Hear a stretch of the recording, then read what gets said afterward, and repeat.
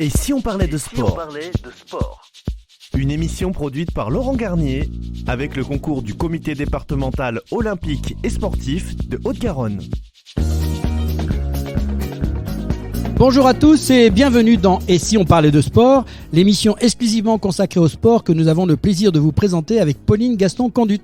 Bonjour Pauline. Bonjour Laurent. Nos invités, Gilles Castillon, vice-président en charge du développement sport pour tous et vice-président de la Fédération française de badminton en charge du projet Paris 2024, et Manu Dubrul, coordonnateur collectif jeunes et haut niveau. Bonjour à tous les deux. Bonjour. Au sommaire de cette émission, tous à vos volants et vos raquettes pour revenir sur la 28e édition des championnats du monde de badminton 2023 qui s'est déroulée à Copenhague au Danemark du 21 au 27 août. En compagnie de Gilles Castillon et Manu Dubrul, nous parlerons aussi de la discipline dans le département et la région. La deuxième mi-temps, Coupe du monde de rugby oblige, nous aurons en avant-première une interview de Cédric Coll, directeur des sites de Toulouse pour la Coupe du monde de rugby, au micro de Pauline Gaston-Conduit. Mais tout de suite, dans l'avant-match, les résultats sportifs de la semaine. Et si on parlait de sport? Avant-match. Voilà, avec les principaux résultats sportifs de la semaine. Mais avant toute chose, nous allons parler du Women French Cup, cette organisation qui a été réalisée ici à Toulouse. Et nous avons à côté de nous Kathleen Deschamps qui va nous parler de l'événement. D'abord, on est dans les résultats. Donc, Kathleen, bonjour. Bonjour. Alors, les résultats, demi-finale, finale, où est-ce qu'on en est? Qu'est-ce qui s'est passé exactement pour nos auditeurs? Puisque nous, on est allé voir, mais on a besoin de vos informations. Alors, il y a eu l'Atlético de Madrid contre le Milan AC, première demi-finale. Oui, remporté par le Milan AC 2-1, assez grosse surprise. L'Atlético paraissait plus solide au premier abord, mais félicitations à l'AC Milan. Alors, de l'autre côté, en Cocorico, le Paris Saint-Germain qui jouait contre Liverpool. Et oui, victoire du Paris Saint-Germain qui rentre en finale du coup de cette Amos Women French Cup, remportée suite au penalty 2-1. Et il y avait des filles qui rentraient de la Coupe du Monde aussi dans cette équipe de Paris Saint-Germain. La majorité sur le banc, on va pas se mentir pour la demi-finale. Moi j'ai entendu Karchaoui sur le banc. Des petites filles pour la demi-finale. Pour la demi-finale, effectivement. Alors on va rentrer maintenant dans les petites finales avec l'autre petite finale, c'est Liverpool-Atlético. Oui, remporté par l'Atlético exactement. Donc l'Atlético qui finit 3e, médaille de bronze. Alors Atlético qui rencontre d'abord en finale Paris Saint-Germain et Paris Saint-Germain l'emporte 2-1. Voilà, c'est ça, un bon match. J'étais présent, j'ai pris du plaisir. Et quand je dis Karchaoui, c'est qu'à côté de moi et dans le dos, j'avais des petites filles de 8-10 ans et qui n'arrêtaient pas de crier Karchaoui. Cette jeune fille doit avoir déjà un fan club en tout cas. Alors moi, j'aimerais revenir sur cette ambiance qu'on a vécue là-bas. Très bon enfant, très sympathique, un stade bien ouvert. Comment ça s'est passé? Alors je vois les cernes un peu autour des yeux, donc ça devait quand même être un gros événement. Kathleen, racontez-nous un peu cette ambiance. C'est quand même 2 jours d'événements, lundi, jeudi, donc il y a beaucoup d'ambiance, beaucoup d'émotions, beaucoup de football forcément. Effectivement, il y avait des gros fans du PSG, on a une très grosse communauté pour les équipes françaises chaque année, c'est logique. Donc on est content d'avoir une ambiance quand même très familiale, très conviviale, et puis on a pour ça un village avec plein d'animations, plein de stands qui permettent à chacun de venir profiter du moment et puis de trouver le petit coin qui va à chacun. Il y avait le côté massage pour ceux qui avaient besoin de se détendre, le côté enfant avec des animations football, etc. Donc chacun pouvait s'y retrouver. Le côté buvette aussi, j'ai vu. Forcément. Et alors, il y a au niveau participants, comment vous, en tant qu'organisateur, vous avez vécu cette participation? Le public a répondu présent? Alors nous, on revenait à Colomiers pour cette édition. C'était quand même à Toulouse les années précédentes, donc un peu plus compliqué d'accès. Donc les participants sont quand même venus. On était quand même plutôt contents du nombre de participants. Après, on espère avoir encore mieux les années suivantes, forcément. Ouais, mais il faut avouer qu'on ne peut pas rivaliser avec la Coupe du monde de rugby. Honnêtement, là, c'est vrai sûr qu'on est dans l'Ovalie ici. Donc, mais bon, c'était un événement qu'il fallait vivre. C'est là combien d'éditions maintenant déjà? C'était déjà la 6e édition. Donc, bien évidemment, on prépare déjà la prochaine? Évidemment. Donc, vous, en tant qu'organisateur, au-delà de ça, vous préparez ça tout au long de l'année. Comment c'est sélectionné ces équipes? Comment ça se passe? Alors, ça se fait effectivement sur toute l'année, majoritairement à partir d'avril, on va dire. Avant avril, c'est plutôt déterminer les dates, déterminer le lieu. Et après avril, c'est là qu'on commence vraiment à rentrer dans le dur du sujet, à choisir les équipes, à envoyer beaucoup de mails forcément pour demander qui serait présent, qui aimerait être là, qui a des intérêts de venir aussi pour se préparer, qui est en Champions League, qui a besoin de se préparer, qui a besoin d'aller plus loin. Enfin, voilà. C'est un trophée que les clubs aiment bien venir chercher quand même ici à Toulouse. Bien évidemment, il y a déjà le Bayern qui a gagné 2 fois, donc forcément les équipes ont envie de rivaliser avec les équipes comme le Bayern qui gagnent 2 fois. Donc en règle générale, vous êtes au stadium, la compétition se passe au stadium ou... Du coup, sur 6 éditions, on a fait 3 ans à Colomiers et 3 ans à moitié entre le stadium et le stade Ernest Vallon, où bien évidemment on change les poteaux de rugby par des poteaux de Oui, foot. j'imagine que. Mais cela dit, il y a des filles qui jouent au rugby et qui jouent très bien dans notre région aussi.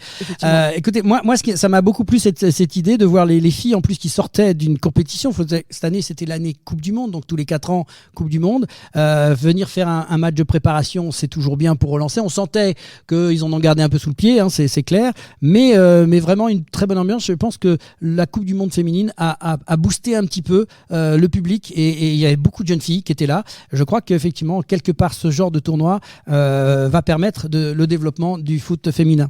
C'est sûr qu'il y a eu un élan suite à la Coupe du Monde et on en est bien content. Et puis on espère que ça continuera comme ça dans le futur. En tout cas, Kathleen, vous êtes la bienvenue. Déjà, vous nous aviez venu nous voir la dernière fois. On est très content de vous recevoir quand vous voulez pour une prochaine fois. Et encore bravo pour l'organisation. Merci beaucoup. Et alors, on va voir maintenant la suite de nos résultats. Après, on a parlé football et Pauline va nous donner la suite avec, je crois, du tennis. Oui, Laurent, et on continue avec le tennis US Open à Flushing Meadows aux États-Unis. En 2023 comme en 2021, aucun représentant du tennis masculin et féminin français n'a pu atteindre les 8e de finale à Grand Chelem. Clara Burel surclassée au 3e tour de l'US Open face à la numéro 2 mondiale, Aryna Sabalenka, beaucoup trop forte pour elle, 6-1, 6-1. Et Arthur Rinderknecht éliminé au 3e tour de l'US Open par André Rublev après un beau premier set, 3-6, 6-3, 6-1, 7-5. Oui, on passe en Formule 1 avec le Grand Prix d'Italie à Monza. L'éternel Max Verstappen a remporté le Grand Prix d'Italie dimanche. Donc à Monza, le Néerlandais enchaîne ainsi une 10e victoire d'affilée et bat le record de Sebastian Vettel. En MotoGP, le Grand Prix de Catalogne, doublé Aprilia, historique ce dimanche sur le circuit de Barcelone en Espagne avec la victoire d'Alex Espargaro devant Maverick Viñales. Le Français Joan Zarco termine 4e derrière. De son côté, Fabio Quartararo a réalisé une belle remontée pour couper la ligne en 7e position. Oui, il était parti 17e quand même, hein. C'est une bonne performance. Cyclisme, la Vuelta, donc le Tour d'Espagne, l'Allemand Leonard Kama de Bora-Hansgrohe a enlevé dimanche en solidaire la 9e étape de la Vuelta, 184,5 km entre Carthagène et Collado de la Cruz. Les classements de l'étape, par contre, et de la Vuelta en ensemble, ont été gelés et pris en compte qu'à 2,5 km en raison des mauvaises conditions, la route quasiment impraticable au sommet en raison de traînées de boue. L'Américain Sepp Kuss, Jumbo-Visma, a conservé la première place du classement général. Le Français Lenny Martinez, Groupama FDJ, est toujours 3e et meilleur jeune. Et toujours en cyclisme, mais cette fois c'est du VTT avec la Coupe du Monde de descente à Loudainvielle. Le Français Loïc Bruni s'est imposé devant l'Américain Dakota Norton et le Britannique Laurie Greenland. Chez les femmes, c'est l'Allemande Nina Hoffmann qui s'est imposée devant l'Autrichienne Valentina Hall et la Française Marine Cabirou. Alors en volley, puisqu'on suit nos féminines, l'Euro féminin, donc c'est achevé pour l'équipe de France qui n'a pas réussi à forcer les portes du dernier carré européen pour la première fois depuis 1951, mais face à l'Italie qui était tenante du titre et un public de Florence de folie, les Bleus ont bataillé avant de céder en 3 manches, malgré tout 3-0, 25-14, 29-27 et 25-13. Mais on les retrouvera les filles parce qu'elles ont quand même fait un beau parcours et bravo aussi aux entraîneurs qu'on a reçus ici il n'y a pas si longtemps que ça. Euro masculin donc pour les hommes. Maintenant, l'équipe de France, elle, poursuit son parcours, qualifiée brillamment pour les 8e de finale de l'Euro après sa victoire sur Israël. Et là, cette fois, Laurent, on n'en parle pas souvent, mais on va parler du roller avec les championnats du monde de roller course sur route 2023 à Montecchio et Vicenza en Italie. Elton de Souza apporte une nouvelle médaille de bronze à la France sur l'épreuve du tour sur route. Il termine derrière le sprinter italien Duccio Marsili et Daniel Milagros. Chez les femmes, Manon Fraboulet termine 6e. Et oui, c'était avant les patins à roulettes, mais maintenant c'est devenu du roller et c'est devenu très sport. Alors bien sûr, le rugby, ici, c'est important dans notre belle région. Le top 14 avec la large victoire du Castres Olympique contre Bayonne, 37-0, 3 essais à 2. Les Toulousains, champions de France en titre, l'ont emporté à Oyonnax, 21-27. Après la lourde défaite de son équipe sur la pelouse du Racing, 10-59, Franck Azema, entraîneur de Perpignan, estime que la trêve tombe bien, dit-il. Le Stade français devient leader du classement en s'imposant devant Montpellier, 24-9. Et en ce qui concerne le football et notamment la Ligue 1, après avoir mené 2-0, le TFC s'est fait rejoindre dans les arrêts de jeu par un Clermont Foot qui arrache ainsi son premier point de la saison, 2-2. Montpellier, lui, a été défait par Lille, 1-0. Alors, en triathlon, le Super League qui se jouait ici à Toulouse, donc un événement important pour la ville, Léo Bergère s'est offert une belle victoire devant le public français ce dimanche en remportant la Super League de Toulouse. Chez les femmes, Léonie Perriot termine 2e et Emma Lombardi 3e, sont elles aussi montées sur le podium. Et on va en parler plus tard dans l'émission. En ce qui concerne le badminton, il y a les championnats du monde en ce moment. En battant l'Espagnole Carolina Marin, championne olympique en 2016, la Sud-Coréenne Han Si-young a remporté le tournoi simple dames. Le Thaïlandais Kunlavut Vichitsarn a lui été sacré chez les hommes en dominant le Japonais Kodai Naraoka. En double mixte, les Sud-Coréens Kim Dong-moon et Ra Kyung-min ont dominé la paire chinoise Zhang Jun et Gao Ling pour s'offrir le titre mondial. Les Chinoises Chen Qingchen et Jia Yingfan ont, elles, décroché le sacre en double femme en finale face aux Indonésiennes Apriyani Rahayu et Siti Fadia Silva Ramadanti. Il va falloir y arriver parce que c'est un sport qui marche bien aux Jeux Olympiques et il faut qu'on s'entraîne sur ces noms-là, Pauline. Hein. Ça va pas être évident, mais bon, ils sont très forts, il faut savoir bien prononcer leurs noms. Mais bravo à toi. Et ensuite, il y a Delphine Delru et Tom Jikel, éliminés en 8e de finale des mondiaux. L'élimination du double mixte referme donc ces championnats du monde pour le camp français. Sur les 7 joueurs ou paires engagés, aucun représentant n'aura réussi à remporter 2 matchs de suite. Alors donc c'est simple, il faut que Delphine et Tom Jikel et toutes les équipes de France passent au-dessus, on sera plus facile à prononcer. C'est ça. Voilà. Et maintenant, place à la première mi-temps de cette émission. Et si on parlait de sport avec nos invités, Gilles Castillon, vice-président de la Ligue Occitanie de badminton, en charge du développement sport pour tous, et vice-président de la Fédération française de badminton, en charge du projet Paris 2024, et Manu Dubrul, coordinateur collectif, jeune et haut niveau. Et si on parlait de sport, première mi-temps. Et retour dans l'émission, et si on parlait de sport avec nos invités, Gilles Castillon et Manu Dubrul. Bonjour Gilles, bonjour Manu. Bonjour Laurent. Rebonjour. Bonjour Laurent. Manu, avant d'aborder les championnats du monde de badminton, j'aimerais juste revenir sur le joueur de badminton Manu Dubrul, car derrière cette fonction de coordonnateur collectif jeune et haut niveau, il y a un vrai parcours de champion. Joueur de badminton, spécialiste du double homme, 8 fois champion de France de cette catégorie. Au sein de l'élite mondiale, j'ai lu tout ça, hein, tu étais connu comme sous le pseudonyme de, je cite, l'essuie-glace, surnom pour ton exceptionnelle mobilité de fond de cours. Tu as remporté 10 tournois internationaux de double en 8 ans et 21 championnats de France dans 6 catégories d'âge différents. Un bon palmarès de champion. Je me suis trompé ? Non, c'est exactement ça. Alors, justement, par rapport à ce parcours-là, qu'est-ce qui t'a donné... Bon, la passion, on la sent à travers ton parcours. Qu'est-ce qui t'a donné envie de poursuivre dans cette carrière-là, finalement, de t'occuper de cette discipline ? Parce que d'abord, on fait ça par un peu lobbying, et puis on devient professionnel comme c'était plus ou moins ton cas, et puis après, on peut faire autre chose. Alors moi, voilà, déjà merci pour le parcours. Et c'est vrai que une fois que j'ai arrêté ma carrière professionnelle en 2005, il s'est avéré que j'avais envie vraiment de transmettre tout ce que j'ai appris. J'ai eu la chance d'avoir beaucoup d'entraîneurs de classe mondiale d'ailleurs, que ce soit asiatique, danois, on va en parler tout à l'heure, suédois, donc anglais aussi, donc des grosses nations du badminton. Et c'est eux qui m'ont donné aussi un peu l'envie, y compris mon premier éducateur que j'ai eu dans le nord de la France, qui m'a beaucoup sollicité à l'époque, et puis vraiment l'envie de transmettre. Et une fois que j'ai arrêté ma carrière en 2005, c'est vraiment là où je veux aller, transmettre tout ce que j'ai appris, et puis voilà. Complètement imprégné par la passion, quoi. Exactement ça. Et quel regard portez-vous sur les derniers championnats du monde qui se sont déroulés au Danemark et sur cette hégémonie asiatique dont on a du mal à prononcer les noms ?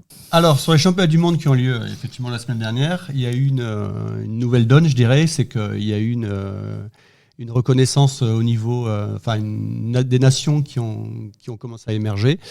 Je pense notamment aux Coréens qui ont ramené là 3 titres de champion du monde. Faut savoir qu'il y a une vingtaine d'années, c'était vraiment les Chinois, et depuis la nuit des temps, c'est les Chinois qui dominent la discipline.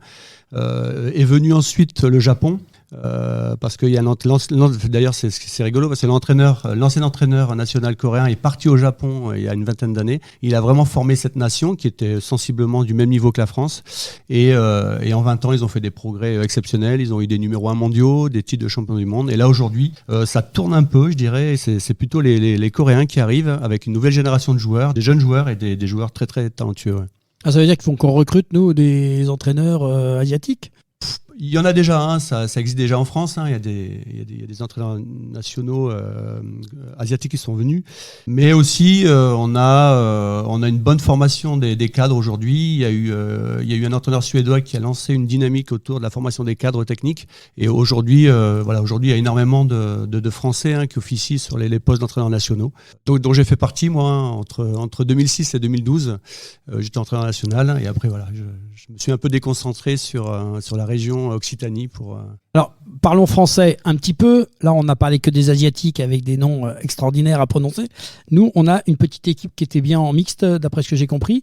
On s'arrête au 8e de finale. Qu'est-ce qu'il faudrait pour passer le cap au-dessus pour nos petits Français ? Alors, c'est vrai que sur ce championnat du monde, ils sont un petit peu passés à côté, d'autant plus qu'ils ont perdu contre des joueurs qui n'étaient pas tête de série. Donc c'est un peu une déception pour eux, d'autant plus qu'ils ont atterri le top 5 mondial. C'est exceptionnel, on n'a jamais vu ça en France, c'est la première fois.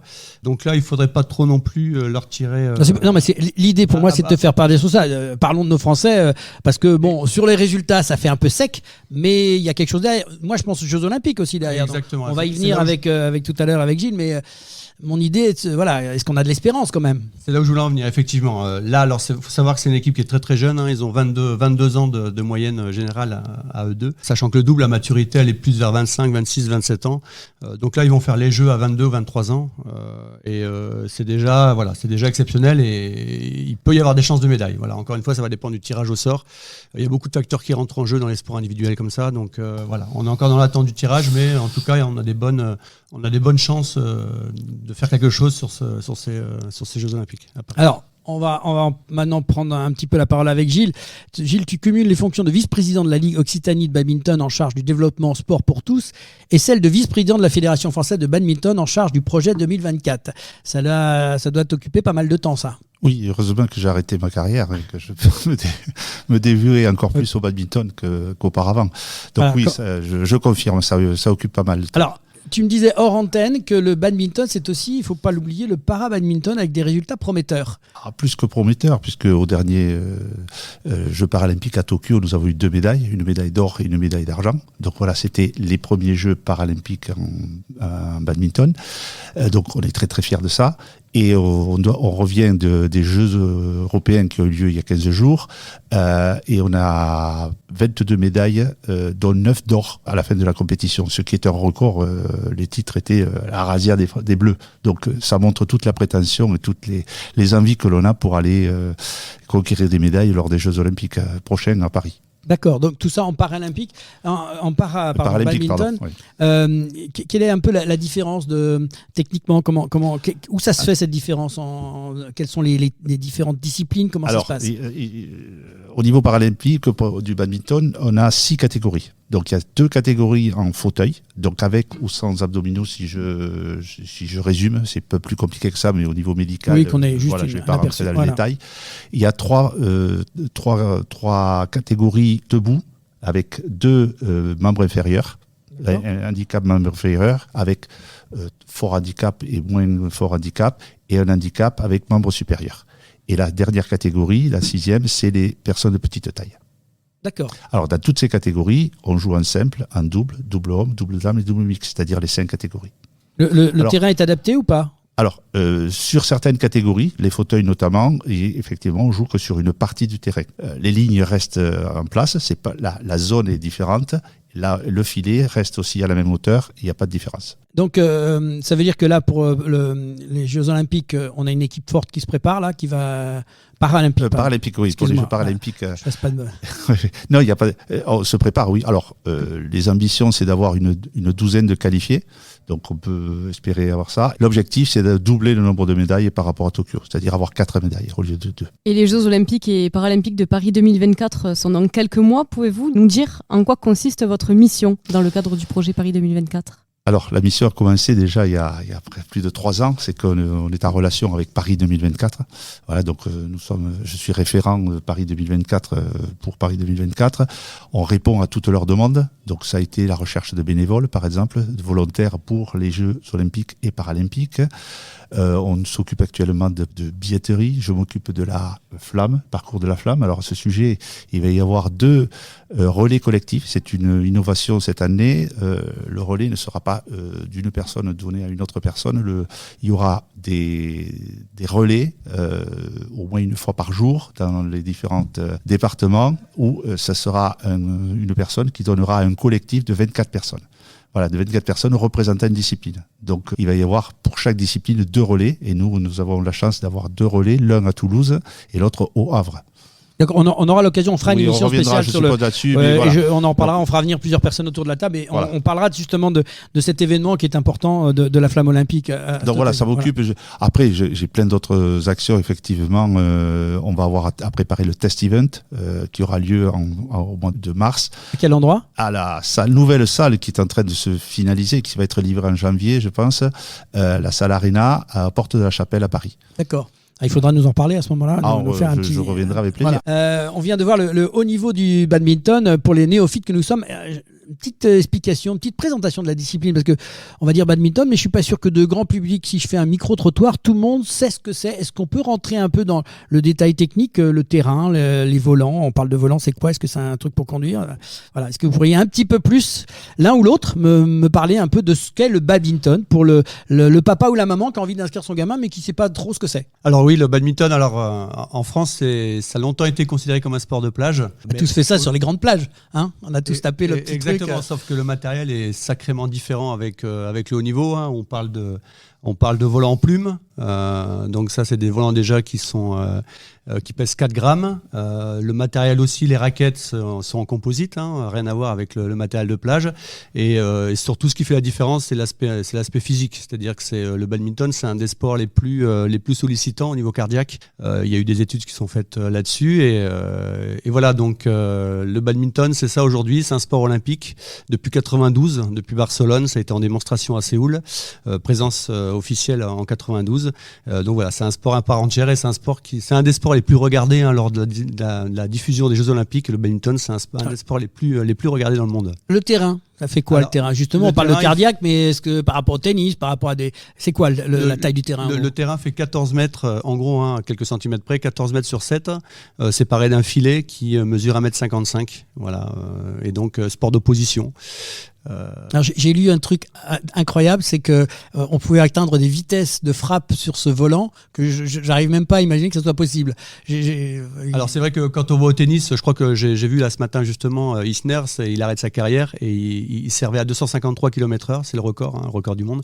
En bad, c'est le double, c'est à plus de 500 km/h. J'osais même pas donner le chiffre, je vais dire une bêtise, mais voilà, donc tu confirmes, c'est bien ce que j'ai lu, c'est pas une erreur de tape, non, de c'est frappe. Exactement ça, et plus les matériaux augmentent, plus effectivement les vitesses à la sortie de raquette sont de plus en plus impressionnantes. Si on prend ça dans l'œil, ça fait mal quand même. Ah oui, il y a des accidents d'ailleurs. Ouais. Il faut voir des biceps, comment ça se fait que ça soit aussi... Pourquoi? C'est la matière, c'est le geste, qu'est-ce qui explique cette force? Tout, oui, les conditions physiques. Hein. Quand on regarde le tennis aussi, le tennis a beaucoup progressé dans les aspects physiques et le badminton n'a pas échappé à cette règle. Mais c'est aussi un sport de relâchement. Voilà, à partir du moment où on lance un projectile, on lance quelque chose, c'est vraiment là où on travaille beaucoup, c'est dans les notions de relâchement. Et c'est là où on arrive à trouver des bons compromis, force, vitesse, etc. Et au niveau de la région et du département de la Haute-Garonne, comment est organisée l'activité du badminton? Alors, le badminton en Haute-Garonne, c'est aujourd'hui 42 Haute-Garonne ou la Ligue, hein, qu'on sache un peu comment vous fonctionnez. Parce que chiffres sur la Haute-Garonne et sur la Ligue, c'est que dans toute l'Occitanie, on a 155 clubs et il y en a 41 exactement dans le 31. Dans ces 41 clubs, il y a 22 écoles de jeunes, voilà, qui sont labellisées avec 1, 2, 3 ou 4 étoiles. Voilà. Il y a plusieurs clubs qui accueillent aussi des paras. Donc c'est sur 41, il y a quand même 10 clubs qui sont aujourd'hui officiellement en capacité d'accueillir des joueurs paras. Donc ça c'est très important pour nos auditeurs qui cherchent aujourd'hui à trouver une discipline dans le para. Il y a ces 280 tournois en Occitanie, privés. Voilà, je ne parle pas des championnats régionaux, départementaux, les interclubs. Organisés par les clubs en fait. Organisés par les clubs, voilà. Et donc il y en a 47 dans la Haute-Garonne.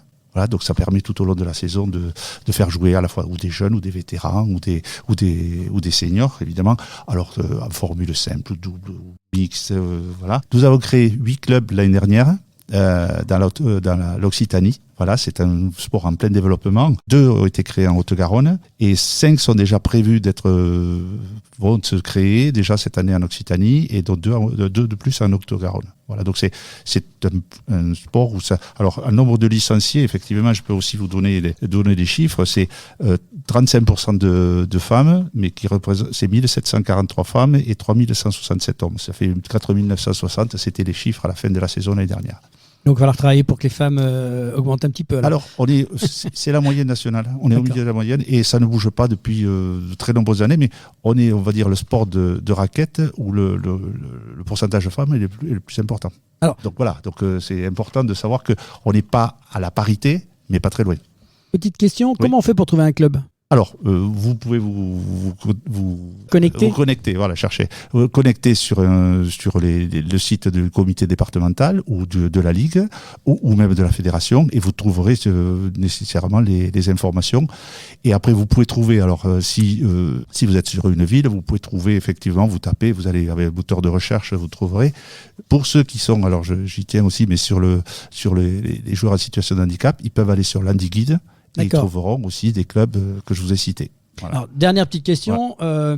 Quel conseil pourriez-vous donner aux personnes qui souhaitent se mettre à pratiquer le badminton, voire pour les parents qui souhaitent inscrire leur enfant, l'un ou l'autre? Alors déjà, savoir que le badminton, c'est un sport très ludique. C'est un sport qui est relativement facile à exercer, de par son prix aussi. Une licence qui est peu onéreuse, du matériel qui est abordable chez les grands magasins de sport aujourd'hui. C'est un sport qui est complet. C'est un sport où on trouve très très vite son plaisir dans le fait de pratiquer l'activité, dans la dépense physique. Voilà, donc rien que pour ces raisons-là, déjà, c'est bien de faire de l'activité badminton. Et comme disait Gilles tout à l'heure, c'est vrai que voilà, pour trouver un club, c'est relativement facile aujourd'hui de trouver une activité badminton à proximité de chez soi.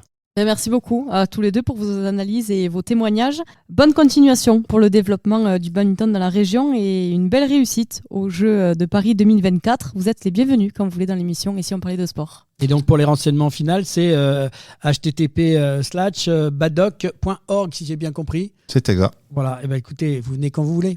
Merci Laurent, merci Pauline. Merci beaucoup. Place maintenant à la chronique sport et entreprendre avec Sébastien, dirigeant de l'entreprise Saint-Père Connect, au micro de Laurent Garnier. Et si on parlait de sport, la chronique.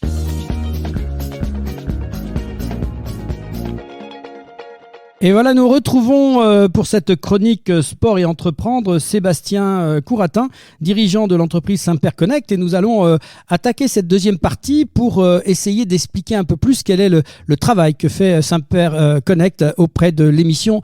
Et si on parle des sports, nous avons vu dans la première partie de cette chronique le rôle que joue Saint-Père Connect dans la mise en place de l'émission sur les réseaux sociaux, les plateformes podcast et l'ensemble des outils numériques nécessaires à la diffusion.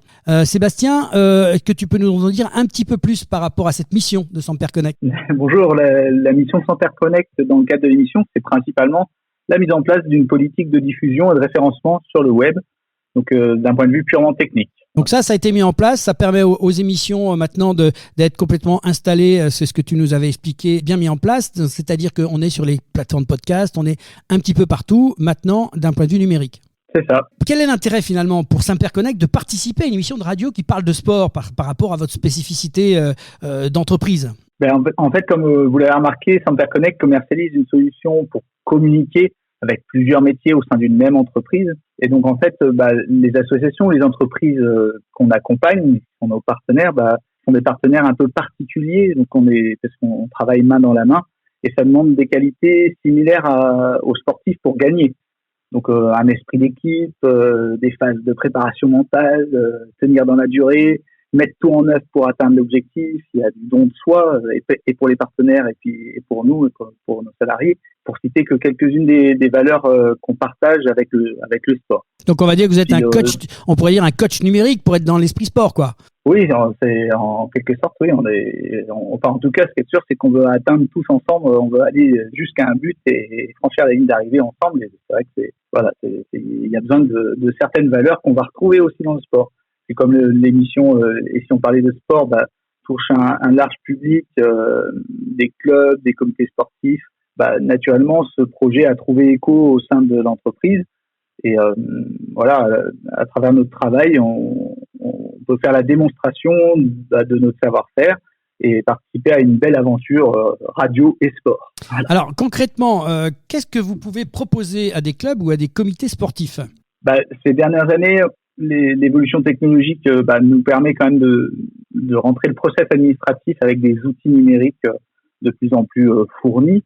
Et donc, ces plateformes qu'on propose de logiciels de gestion intégrés, de téléphonie en lien avec les réseaux sociaux, en lien avec les sites web, on peut aussi le proposer à des associations, à des clubs sportifs. Et donc, en fait, l'idée, c'est de pouvoir brosser tout un ensemble d'outils numériques, pouvoir remplacer parfois la feuille Excel, pouvoir enrichir une base de données avec des modules qui vont permettre soit de gérer les boutiques, gérer la facturation, gérer les licences. Voilà, donc ça permet d'accompagner des associations ou des clubs en leur proposant un ensemble d'outils numériques pour qu'ils puissent avancer dans le process administratif de leur association. Alors justement, comment convaincre des clubs ou des comités de faire le saut pour adopter ce qu'on appelle un ERP ou plutôt une de vos solutions tout en un ?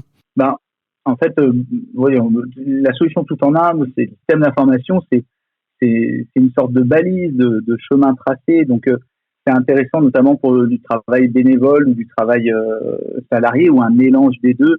L'avantage d'un système d'information, c'est que ça va guider ou dicter une fiche de poste, et donc ça va permettre de pouvoir communiquer, de pouvoir faire des passes à l'aile sur des process particuliers, donc de pouvoir faire un bout d'action, mais tout en ayant une continuité, en pouvant passer à son collègue grâce à l'information, on va dire, unifiée en fonction des différents projets du club ou de l'association. Alors, j'ai vu que l'ERP Odoo que l'on utilise donc pour l'émission, c'est un logiciel libre. Qu'est-ce que ça veut dire exactement ?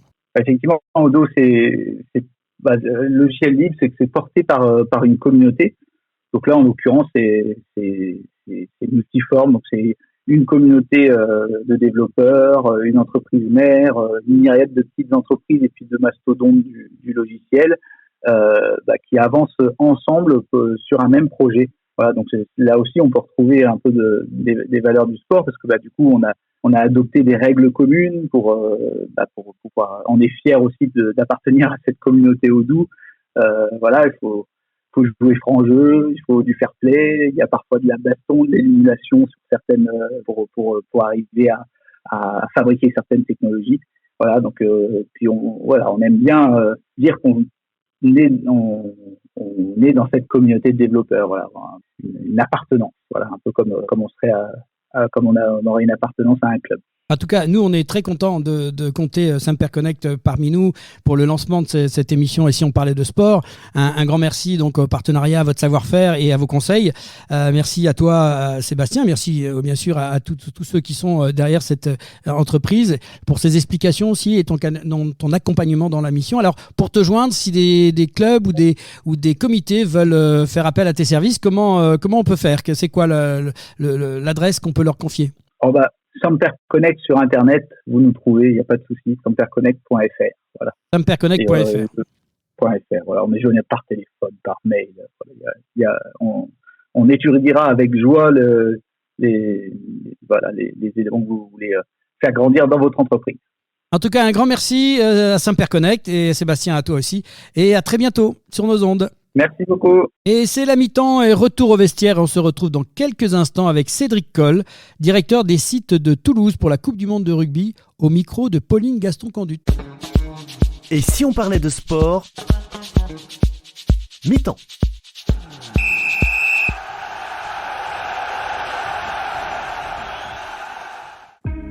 Passionné de sport, vous souhaitez participer à son développement sur le territoire de la Haute-Garonne ? Alors ne cherchez plus. Le comité départemental olympique et sportif de la Haute-Garonne est là pour vous. Notre passion commune, l'excellence sportive et l'olympisme. Le CDOS 31 accompagne les comités départementaux et les clubs dans leur développement. Par des formations adaptées aux bénévoles salariés pour développer leurs compétences, par l'organisation de multiples manifestations sportives dans lesquelles vous pouvez être intégré, à travers la mise à disposition de volontaires en service civique. Alors contactez le comité départemental olympique et sportif de la Haute-Garonne dès maintenant par mail contact@cdos31.org ou au 05 62 24 19 02. Ensemble, faisons briller la Haute-Garonne à travers le sport. Et si on parlait de sport, deuxième mi-temps. Et retour sur le plateau de l'émission Et si on parlait de sport pour un spécial Coupe du Monde avec une interview que Pauline Gaston-Conduit nous a récupérée auprès de Cédric Coll. Et vous allez écouter, c'est une belle présentation de ce qui va se passer dans notre belle région de Toulouse avec quelqu'un de passionné. Pauline, merci encore pour ce reportage. Oui, avec plaisir Laurent. Et dans cette interview, j'ai le plaisir de rencontrer Cédric Coll. Bonjour. Bonjour Pauline. Ancien international des moins de 20 ans, Cédric Coll a été sacré champion de France en 2009 sous les couleurs de l'USAP. Il prend sa retraite sportive à l'été 2020 après 8 années à Colomiers. Actuellement, Cédric Coll est le directeur de site à Toulouse pour la Coupe du Monde de rugby 2023. Dans un premier temps, comment tu as été choisi comme directeur du site de Toulouse pour cette Coupe du Monde ? Alors comment ça s'est passé ? Ça remonte un peu. J'ai mon contrat de joueur de rugby qui s'est terminé en juin 2020 et en fait par la suite j'ai Proval qui m'avait contacté justement pour répondre à l'appel à candidature lancé par le comité d'organisation pour ce poste. Donc j'avais les prérequis pour pouvoir y postuler et à partir de là il s'est suivi 4 entretiens, 2 tests de personnalité et un entretien final avec l'ancien directeur général Claude Haché. Et on sait qu'organiser un événement aussi prestigieux que la Coupe du Monde de rugby demande une planification minutieuse. Quel est le dispositif d'organisation de cet événement à Toulouse et en Occitanie ? Le dispositif, en fait, il est dupliqué sur tous les sites de match. Donc, il y en a 9 en France. Il y a Lille, le Stade de France, Bordeaux, Toulouse, Marseille, Nice, Saint-Étienne, Nantes et Lyon. Et donc, du coup, en fait, ce qui se passe, c'est qu'il y a une organisation de site. C'est-à-dire que quand on dit directeur de site, on cite site avec un S. Parce qu'il y a les camps de base, il y a les gares, les aéroports. En fait, notre but, c'est de coordonner un peu tout ce qui va se passer sur l'ensemble du territoire en lien avec la Coupe du Monde. Donc, ça correspond aussi à l'accueil des spectateurs, à l'accueil des équipes, au bon déroulement forcément des matchs au stadium, qui est, on va dire, le cœur de notre action. Et pour ça, forcément, on a une équipe autour de nous. Alors, quand j'ai commencé ma mission, il y a maintenant plus de 2 ans et demi, en 2020, on était une petite équipe de 11 personnes, donc j'avais 10 assistants qui m'accompagnaient dans mes tâches. Ça allait de la communication, de la promotion, aussi à faire un travail de fond. On avait des missions qui nous descendaient du central. On a une organisation centrale qui est basée à Paris et qui coordonne aussi, on va dire, le scope sur l'ensemble des sites pour avoir une action et une coordination qui soit homogène. Et puis maintenant, on monte un peu en puissance. J'ai une petite quarantaine sur site. Et puis, on va monter encore en puissance avec là aussi l'arrivée de nos apprentis campus, des volontaires. Et on va avoir une organisation qui se tournera autour des 600 personnes à Toulouse pendant les matchs. Et les infrastructures sportives et les installations d'accueil jouent un rôle crucial dans la réussite d'un événement comme une Coupe du Monde. Peux-tu nous parler des investissements et des améliorations apportées aux infrastructures à Toulouse pour répondre aux normes internationales ? Alors, il y a plusieurs choses là-dedans et c'est vrai qu'il faut être très vigilant là-dessus parce que parfois, on mélange les choses. Donc, il faut savoir que voilà, le stadium de Toulouse appartient à la métropole de Toulouse. Il y a des choses qui sont en lien avec des normes de sécurité qui sont demandées par la préfecture qui ne nous concernent pas vraiment. Et puis après, il y a un cahier des charges de World Rugby où là, il y a des enjeux de sécurité aussi autour de la pelouse. Mais c'est 2 choses qui sont distinctes et différentes. Voilà, déjà ça c'est assez important de l'expliquer. Donc la métropole a engagé des travaux parce qu'il y a eu des demandes qui ont été faites pour des questions de sécurité, mais au-delà de notre responsabilité. Et puis après, nous avons fait une mise en configuration du stade. Typiquement, comme c'est un stade de foot, il n'y avait pas de salle pour faire des protocoles commotion. Ou l'espace aujourd'hui pour faire les conférences de presse au stadium, elle n'est pas suffisamment grande. Voilà, il y avait plusieurs espaces comme ça qui ont dû être réaménagés. Parfois, c'est des aménagements temporaires. C'est-à-dire qu'on va faire des zones qui sont extérieures au stade pour répondre aux besoins. Et puis voilà, donc il y aura forcément une configuration très différente pendant la Coupe du Monde que celle qu'on connaît habituellement pour les matchs du TFC ou du Stade Toulousain. Et en plus de tout ça, l'impact environnemental est une des préoccupations les plus importantes lors de l'organisation d'événements internationaux. Comment Toulouse aborde-t-elle cette question ? Alors, je peux pas parler pour Toulouse Métropole, hein, mais en tout cas, par exemple, on va mettre en place un système de tri des déchets sur place qui aujourd'hui n'existe pas vraiment. En tout cas, il n'y a pas de système biflux. Là, on va mettre un système biflux pour qu'il y ait des déchets qu'on peut recycler. Et donc ça, c'est un sujet aussi, c'est important pour nous que ces grands événements sportifs qui ont forcément un impact sur l'environnement, parce qu'on a des spectateurs qui vont venir du monde entier, puissent être, on va dire, le moins impactant possible sur place, ou en tout cas qu'on fasse les choses les plus cohérentes avec, on va travailler qu'avec des prestataires locaux, on va travailler avec des produits locaux, on va faire du circuit court au maximum, et ça c'est quelque chose qui est essentiel et qui est très important pour nous, et également pour la ville de Toulouse, mais encore une fois je peux pas parler pour eux, mais j'en doute pas. Et qu'est-ce qui rend Toulouse unique en tant que ville hôte pour la Coupe du Monde ? Moi je dirais que toutes les autres villes doivent dire la même chose, moi je vais parler que de Toulouse, mais parce que Toulouse reste Toulouse, et voilà, c'est quand même une ville magnifique. J'ai la chance d'y vivre maintenant depuis plus de 10 ans. Et c'est une ville belle, c'est une ville festive, c'est une ville chaleureuse, et c'est une ville qui marque, et c'est une ville sportive également. Et c'est vrai que Laurent Sarré-Bagé et ses équipes font un gros travail autour de la ville de Toulouse. On a encore vu là un nageur toulousain qui vient de gagner 3 médailles d'or au championnat du monde. Le Stade Toulousain vient d'être titré encore une fois cette année. À la Coupe de France, on a eu la chance d'avoir un club de foot aujourd'hui qui est compétitif avec le super travail qui est fait par Damien Comolli et le club. Franchement, voilà, Toulouse, on peut pas passer à côté. Ouais. D'une ville de sport, et c'est quand même une grande ville aussi avec Airbus qui rayonne à l'international. Et à côté de ça, il y a un côté romantique, je trouve, à Toulouse, mais ça c'est peut-être très personnel ce que je dis. Je trouve qu'il y a un côté un peu romantique avec ses briques, avec ses infrastructures, avec son histoire, voilà. Enfin, qu'on aille à Saint-Cernin ou à Saint-Étienne ou au Carme, il y a quelque chose d'un peu romantique, je trouve, à Toulouse, et je suis certain que les spectateurs du monde entier auront mis une croix sur Toulouse dans leur itinéraire. Et quelles sont les animations et les activités prévues pour permettre aux supporters internationaux de découvrir la richesse culturelle de Toulouse et de ses environs ? Alors, il y a plusieurs choses. Voilà, c'est vrai que là, la ville a mis en place tout un projet d'animation autour du rugby. Il y aura une fan walk qui partira de la gare pour aller jusqu'au stade, en passant par le village rugby. Donc il y a un super village rugby qui va être fait le long de la prairie des Filtres, qui sera le plus grand village rugby de France. Donc ça prouve encore une fois, voilà, l'attachement de Toulouse au rugby. Et à côté de ça, forcément cet itinéraire passera par des monuments historiques, par des lieux historiques. Il y aura une fan embassy également, pas très loin de la place du Capitole, sur l'allée Alsace-Lorraine, sur l'esplanade qu'il y a derrière le Capitole.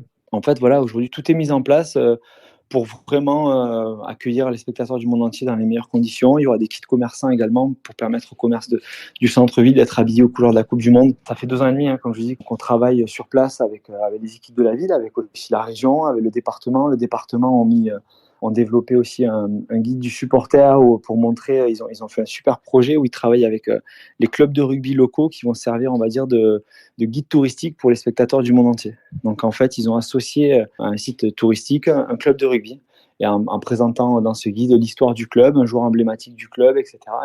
Et en Haute-Garonne, on a la chance d'avoir de très grands joueurs qui sont issus des clubs environnants. Et donc voilà, je pense qu'il y a quand même beaucoup de choses à voir à Toulouse, dans le département et dans la région Occitanie, avec 2 autres camps de base, le camp de base des Samoa à Montpellier et des Portugais à Perpignan. Et justement, en parlant de camp de base, on sait que le Japon établira son camp de base à Toulouse. Ont-ils des demandes particulières par rapport à leur mode de vie ou leur culture, ou toutes les équipes ont une approche homogène de la compétition ? Nous, en tout cas, on fait tout pour que les Samoa soient accueillis de la meilleure façon que celle des Japonais. Donc c'est quand même quelque chose qui est essentiel pour nous, que l'accueil soit de très grande qualité et soit le même pour toutes les équipes, que ce soit une petite nation, une grande nation. On les considère tous comme des grandes équipes qui viennent participer à la Coupe du Monde.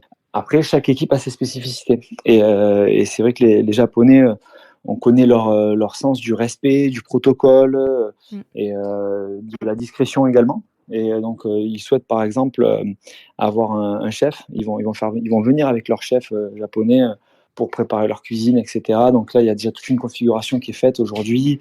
Et voilà, les échanges se passent extrêmement bien avec le Stade Toulousain qui, franchement, a mis les petits plats dans les grands pour accueillir voilà, l'équipe japonaise. Et les Japonais sont très heureux de venir à Toulouse, sont très heureux d'avoir les infrastructures du Stade Toulousain. Et ça va être une très belle fête. Et la Coupe du Monde de rugby 2023 est une occasion unique de promouvoir le rugby dans la région. Quelles retombées peuvent espérer avoir les clubs amateurs et quels sont les efforts mis en place pour attirer de nouveaux adeptes? C'est une très bonne question. Il va y avoir deux choses en fait qui vont se passer. Enfin, on est tous amateurs de rugby et comme je le dis souvent, on vient tous du rugby amateur. Moi, le premier, j'ai un petit village à côté de Perpignan qui s'appelle Arles-sur-Tech dans les Pyrénées-Orientales. Et je sais que le rugby amateur va forcément vibrer au son de la Coupe du Monde. C'est un événement qui dure 2 mois. C'est un événement qui est quand même assez long en France. On a eu la chance de l'avoir en 2007, on l'a à nouveau en 2023. Je pense qu'on va devoir passer pas mal de tours avant de la revoir en France. Et forcément, le rugby amateur, ça va vibrer parce que les clubs vont vouloir les vivre, vont vouloir les animer, vont vouloir faire des animations autour de ça. Donc ça, forcément, ça entraîne également des retombées économiques, forcément. Et au-delà de ça, de nouveaux licenciés. On le sait toujours, après un grand événement, quand le foot gagne la Coupe du Monde de foot, forcément, ça a un impact sur les licenciés à la rentrée. Ouais. Donc, on s'est servi aussi de l'expérience de 2007. En 2007, on avait eu beaucoup de nouveaux licenciés dans les clubs, mais un manque, on va dire, de moyens humains et ou financiers pour on va dire, structurer cet accueil ou en tout cas le pérenniser. Donc, il y avait eu un problème de rétention de licenciés suite à la Coupe du Monde de 2007.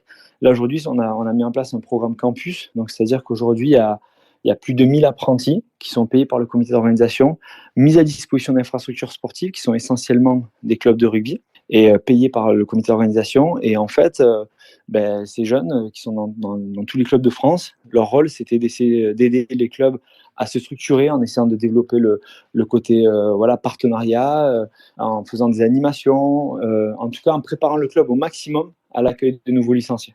Et on sait qu'il y aura aussi également, via le programme héritage, c'est-à-dire que la Coupe du Monde, quand elle est terminée, le comité d'organisation va disparaître et les bénéfices qui en resteront seront reversés au développement du rugby en France et il y aura une partie de ces bénéfices qui servira à la pérennisation de certains postes de ces apprentis campus en France. Et enfin, en tant qu'organisateur, quelle est ta plus grande ambition personnelle pour cet événement à Toulouse ? Alors, ma grande ambition personnelle, c'est d'être surprenant. En fait, on est le plus petit stade de la compétition. On fait partie des rares stades de France à ne pas avoir pris le virage de l'euro. C'est-à-dire qu'il y a un nouveau stade à Nice, il y a un nouveau stade à Lille, il y a un nouveau stade à Lyon, à Marseille, à Bordeaux. Et Toulouse fait partie des rares exceptions, avec Nantes et Saint-Étienne, à ne pas avoir connu un grand virage avec une grosse rénovation d'une nouvelle enceinte. Et on fait partie des plus petits stades de la compétition, si on est le plus petit. Et moi, mon ambition, c'est de dire, ok, on a un stade qui sera plus petit que les autres, qui sera peut-être pas, on va dire, dans une ultra-modernité comme on peut le connaître ailleurs. Par contre, on aura autre chose. On aura quelque chose d'autre qui va faire que les gens se souviendront de ce stade-là et qui vont en garder un souvenir impérissable. Et ça, pour ça, je mise sur la chaleur toulousaine et sur les animations qu'on peut faire autour de ça. Et je crois sincèrement qu'on a les atouts et les armes pour faire de Toulouse la ville la plus festive de la compétition et que les supporters en gardent un souvenir impérissable. Faire de Toulouse la ville unique, comme on disait tout à l'heure. Exactement, mais c'est une ville unique. C'est une ville unique et c'est une terre d'envol. Maintenant, voilà, je pense que, comme je dis, moi, j'essaie de me mettre à la place des spectateurs. Et si j'allais en Nouvelle-Zélande voir un match, je sais qu'il y a des lieux que j'aurais cochés parce que j'essaierai de me renseigner, etc. La Coupe du Monde de rugby va forcément rassembler des amoureux du rugby en France. Ouais. Et quand on est amoureux du rugby, on est obligé de passer par Toulouse. C'est sûr. Merci beaucoup pour ta participation qui nous a offert un aperçu unique de ton rôle en tant qu'organisateur de la Coupe du Monde de rugby à Toulouse. Nous te souhaitons tout le succès possible dans cette prestigieuse entreprise sportive et culturelle qui enrichit la région et rassemble des fans du monde entier. Merci encore. Avec grand plaisir. Eh bien, merci et bien sûr à tous les deux pour ce beau reportage. On va pousser bien évidemment, Cédric, derrière cette passion. Nous aussi, on est là et si on parlait de sport, on va pousser ce ballon avec notre équipe de France. Je rappelle donc vendredi prochain, soyez tous derrière eux pour pousser très fort le 8 septembre. Un moment fort. Après, c'est toutes ces années de préparation et vous venez de voir le travail que cela représente. Merci encore Pauline pour ce beau reportage. Allez les Bleus!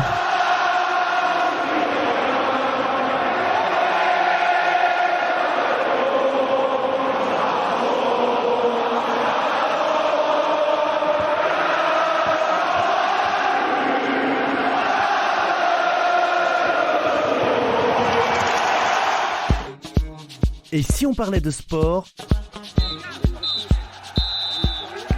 Fin du match. Voilà, fin du match et de cette émission avec les grands rendez-vous de la semaine dans l'agenda sportif. Mais avant tout, nous allons nous retrouver sur les chemins de Saint-Jacques. C'est une sorte de sport aussi que notre chroniqueuse Audrey Vidotto a décidé de parcourir cette semaine. Suite à la rencontre du comité régional de la randonnée pédestre d'Occitanie la semaine dernière, Audrey s'est engagée sur les chemins de Saint-Jacques de Compostelle en ayant bien pris soin de prendre les conseils auprès de ce comité. Et elle est sur la route et dans quelques instants, elle va nous répondre. Comment ça se passe, Audrey? Bonjour. Alors, bonjour à tous les deux. Bonjour Pauline, bonjour Laurent. Je confirme que c'est un sacré sport, déjà, direct. Donc, le départ du Puy-en-Velay déjà dimanche, c'est ça, non? Ouais, hier, dimanche, pardon. Déjà, on commence dans le dur avec des bonnes côtes. Donc, c'était très sympa. On est monté jusqu'à 1200 mètres. Donc, j'ai fait 18 kilomètres, c'est bien, sachant que l'hôtesse de hier soir m'a expliqué aussi que chaque centaine de mètres de dénivelé, c'est 1 kilomètre à rajouter. Donc moi ça m'allait bien. Donc tu chantes en marchant quand même, non? Voilà, tu te donnes le rythme, non? Je me donne le rythme de ma respiration dans les montées surtout, et je suis très contente d'avoir 2 bâtons avec moi. Alors voilà. Alors la question qu'on se posait avec Pauline, c'est est-ce que les chaussures sont bonnes? Alors les chaussures sont très bonnes. Pour l'instant, je touche du bois. Je suis sur une petite aire de pique-nique proche de magnifiques points d'eau. Je n'ai pas encore d'ampoule, donc ça c'est cool. Après, le sac à dos, il est trop lourd. Donc je crois que je vais faire une halte à la poste demain et renvoyer quelques trucs qui me sont au final pas du tout nécessaires. Les chichis, les chouchous, les trucs, tout ça, on n'en a pas besoin, c'est vrai. Non, un kawaii en plus parce que j'avais une cape simple et en fait il va pas pleuvoir du tout, il fait très chaud. Le sifflet, en fait, j'en avais pas besoin parce que j'avais déjà un sifflet incorporé, par exemple, dans mon sac à dos. Donc, il y a plein de petits trucs que j'ai eu. J'ai eu déjà plein de petites astuces, donc c'est cool. Je pourrais moi aussi après donner des conseils à ceux qui partent à Saint-Jacques. Alors justement, par rapport à ces conseils, les premiers kilomètres, comment ça se passe? Comment on appréhende le départ du Puy-en-Velay, qui est un départ célèbre de chemin de Saint-Jacques? On dit que c'est un pèlerinage, mais c'est aussi effectivement quelque chose de sportif. Comment toi, qui n'étais pas forcément préparé, mais qui avait une vraie envie de partir, comment tu as appréhendé ces premiers kilomètres? Alors, au début, vraiment dur, c'est ce que je disais, parce que je marche un petit peu, mais bon, jamais en haute montagne. Et en fait, ça monte d'un coup. On descend, moi j'ai fait le départ des pèlerins à la cathédrale, donc ça c'est magique parce que vous avez, je veux pas faire un teasing, mais il y a carrément la cathédrale qui s'ouvre sur les escaliers et là on descend et c'est la descente vers les voies de Saint-Jacques, donc ça c'est quand même un moment vraiment magique. Et juste après les descentes, là on attaque des montées. Et vraiment, le conseil après, heureusement, moi j'avais fait un accueil des pèlerins la veille et j'étais tombée sur un guide trop sympa qui accompagne justement les gens à faire ça. Et c'est surtout, écouter son corps, pas vouloir faire l'étape directe de 25 km comme il y a marqué dans les petits carnets. Faut vraiment, écouter son corps. Moi, j'ai rien préparé en termes de kilomètres, donc je m'arrête quand même dans des endroits où il y a de la civilisation. Et au final, là, les 2 premières journées, ils disent vraiment 15, 16, 17 kilomètres, c'est très bien. Et après, au bout du 3e jour, le corps aussi s'habitue à porter un gros sac à dos. Parce que moi, au final, j'ai 9 kilos. Et donc, du coup, il faut laisser 2-3 jours au corps de s'habituer avant d'attaquer sur des étapes un peu plus longues, quoi. Donc, tu es en train de nous dire que tu as été comme une sportive coachée dès le départ. On t'a donné les indications et donc tu as pu prendre la route avec une marche, en fait. On s'aperçoit qu'effectivement, c'est du sport. Entre les conseils déjà de la Fédération française de la rando et les gens que j'ai croisés sur place la veille, franchement, oui, c'est du sport. Et oui, on part pas à Saint-Jacques comme ça, sans préparation. Après, moi, j'avais aussi une amie qui m'avait déjà conseillé sur le sac. Mais tout a son importance, et même le port du sac. Moi, la première journée, avant d'arriver au Puy-en-Velay, j'ai quand même marché pour rejoindre on va dire là où je dormais. Et mon sac, il n'était pas du tout bien réglé. Et j'ai déjà souffert 4 premiers kilomètres. Donc, j'avais une appréhension la veille du départ.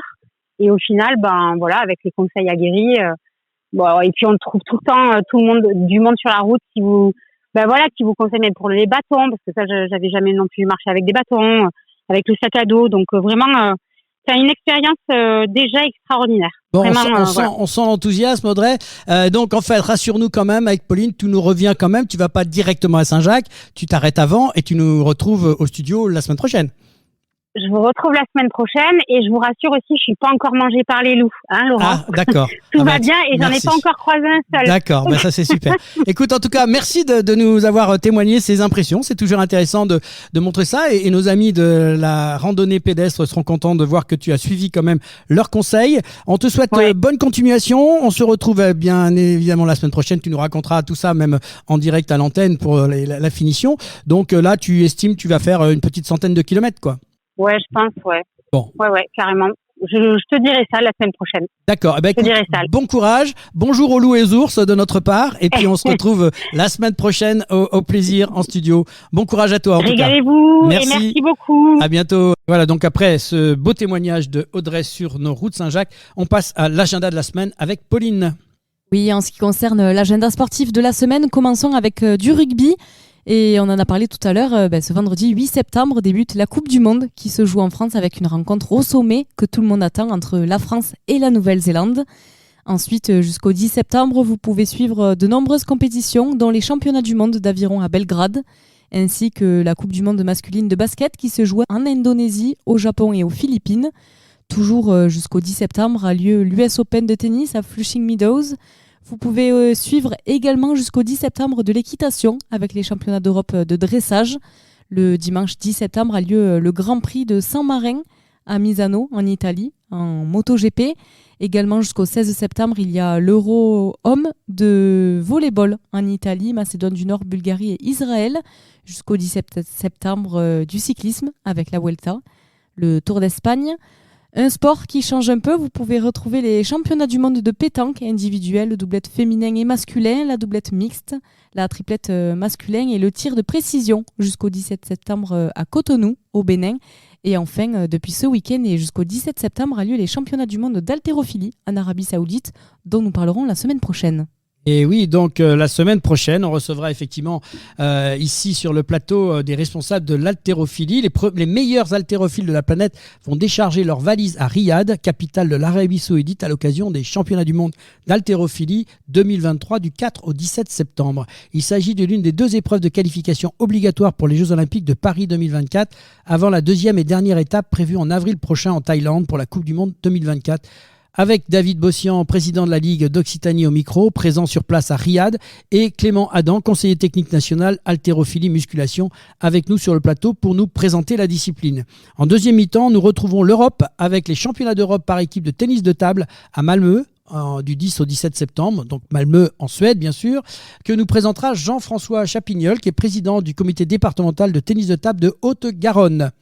Merci à Gilles Castillon, Manu Dubrul, Kathleen Deschamps, Cédric Coy et à notre chroniqueur du jour Sébastien Couratin pour votre participation. Merci à tous les internautes de nous suivre et nous espérons que cette nouvelle émission de sport vous aura plu. Merci à l'équipe du comité départemental olympique et sportif de Haute-Garonne pour son aide précieuse pour la réalisation de cette émission. Merci à l'équipe technique qui nous a permis de réaliser cette 13e édition, Pauline, Marin et Sébastien, notre partenaire informatique Samperconnect, pour ses conseils avisés. Merci Laurent. Et merci Pauline. On se retrouve la semaine prochaine pour une nouvelle aventure de « Et si on parlait de sport la semaine prochaine ?»